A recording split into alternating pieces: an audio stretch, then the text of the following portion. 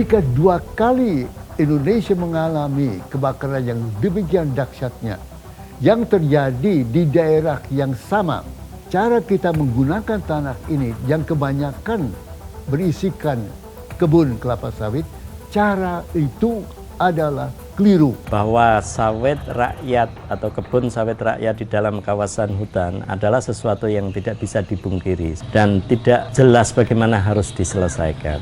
Kami sangat berharap untuk mendapat dukungan dari pemerintah dalam hal dukungan regulasi, maka solusi-solusi dengan menggunakan pendekatan strategi jangka benah akan dapat lebih dioptimalkan lagi.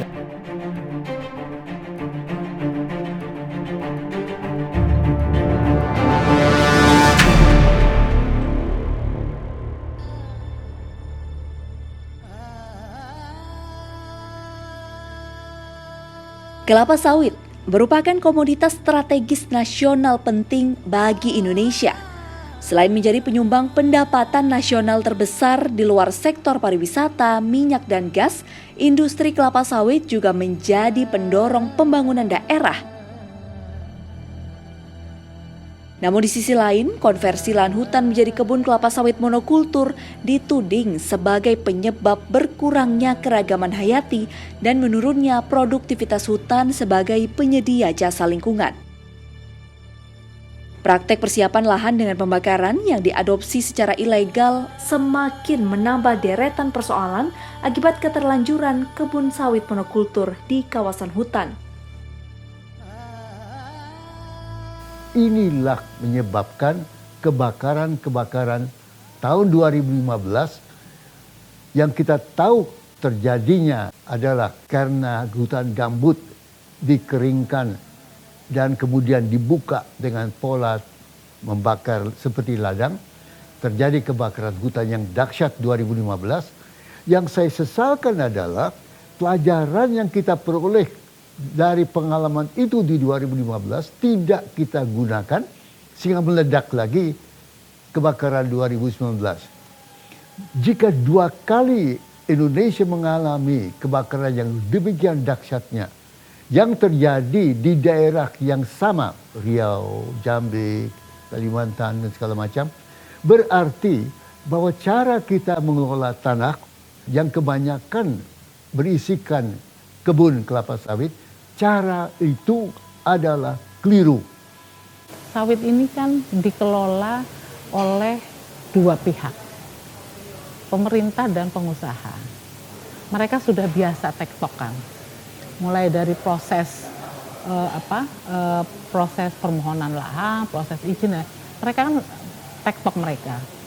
Pada saat ada persoalan dan mereka bilang, sawit ini 40% yang kelola rakyat loh. Oke, kalau sekarang kita bilang sawit, tutupan sawit ada 16,38 juta hektar, kalau 40% banyak sekali untuk masyarakat. Padahal hasil pendataan kawan-kawan di lapangan sawit rakyat itu nggak lebih dari 1,9. Nah, ini harus diselesaikan dengan pendekatan litigasi maupun non-litigasi, terutama kepada sawit rakyat. Kita juga harus clear di lapangan, rakyatnya yang mana? Apakah rakyat cukong, rakyat investor, atau rakyat yang ada di Jakarta, atau memang sesungguhnya petani yang ada di sana? Salah satu opsi penanganan permasalahan kebun kelapa sawit di dalam kawasan hutan adalah dengan jangka benah. Jangka benah adalah jangka waktu yang diperlukan untuk memulihkan agroekosistem kebun sawit monokultur dalam kawasan hutan menjadi ekosistem yang mendekati kondisi alaminya atau close to nature. Jangka benah dapat dilakukan dalam 2 tahap. Tahap pertama bertujuan memperbaiki struktur hutan di mana kebun campur menjadi target luaran. Sementara tahap kedua mempunyai tujuan lebih luas, yaitu pemulihan fungsi ekosistem dengan tutupan lahan yang menyerupai hutan alam menjadi target utamanya. Mengapa teknik agroforestry atau kita menggunakan istilah agroforestry sawit itu diusulkan dalam program jangka benah? Ini karena memang pertama kita ingin mengapresiasi masyarakat, meskipun mereka secara ilegal itu menguasai lahan kawasan hutan dan ditanami sawit, Tapi tidak perlu kita usaha penegakan hukum yang tegas kepada mereka itu, khususnya masyarakat smallholder itu, kadang-kadang malah terjadi konflik yang berkepanjangan. Jadi tidak mungkin kita, misalnya sawit yang sudah ada dalam kawasan hutan itu kemudian kita tebangi, kita bersihkan. Itu berarti memang kita mengambil jarak dengan masyarakat kecil itu. Oleh sebab itu, jalan tengahnya adalah dengan bagaimana mengintervensi kebun-kebun sawit monokultur itu dikembalikan fungsinya dengan pengayaan jenis. Misalnya tanaman-tanaman produktif ya, yang memang sesuai dengan keinginan mereka, bisa karet, bisa kayu meranti, bisa petai, bisa jengkol, dan lain-lain. Penelitian kebun sawit campur telah dilakukan Fakultas Kehutanan Universitas Jambi pada tahun 2014. Dibentuklah Konsorsium Indonesia untuk meneliti teknik penanaman kelapa sawit campur dengan tanaman hutan dan tanaman perkebunan lokal. Jadi kelapa sawit itu di kebun kelapa sawit ya pada waktu itu sudah berumur 8 tahun kita tanam dengan 6 spesies pohon. Jadi kita tanam ada pete, kemudian ada jengkol, ada durian, kemudian kita tanam juga meranti, jelutung dan sungkai. Jadi 6 spesies itu 3 penghasil buah, 3 penghasil kayu, dan ada 1 penghasil tadi jelutung tadi adalah penghasil karet, getah. Jadi pilihan tadi karena apa? Itu adalah spesies lokal, punya nilai ekonomi tinggi dan juga bisa diterima oleh masyarakat. Kemudian hasil yang lain adalah kita lihat bahwa ada iklim mikro yang terbentuk, itu yang hampir mendekati hutan sekunder atau hutan campuran. Itu juga indikasi yang lain, bahan organiknya juga sudah banyak. Tak ingin sumber pendapatannya bergantung hanya pada produksi kelapa sawit, Dalim telah mengadopsi sistem agroforestry kebun sawit campur sejak tahun 2010. Warga Desa Parit di Kecamatan Cempaka Hulu, Kota Waringin Timur, Provinsi Kalimantan Tengah ini melakukan praktik tanaman kelapa sawit campur atas inisiatif sendiri. Yang campur itu saya tanam tahun 2010. Nah, kenapa saya campur tanaman sawit ini? Ada sengon, ada gaharu, ada karet. Nah, karena kalau orang panen sawit, saya ikut panen. Kalau orang panen karet, saya panen. Kalau orang panen sengon, saya juga panen nantinya. Kemudian kalau orang panen gaharu, saya juga ikut panen gaharu.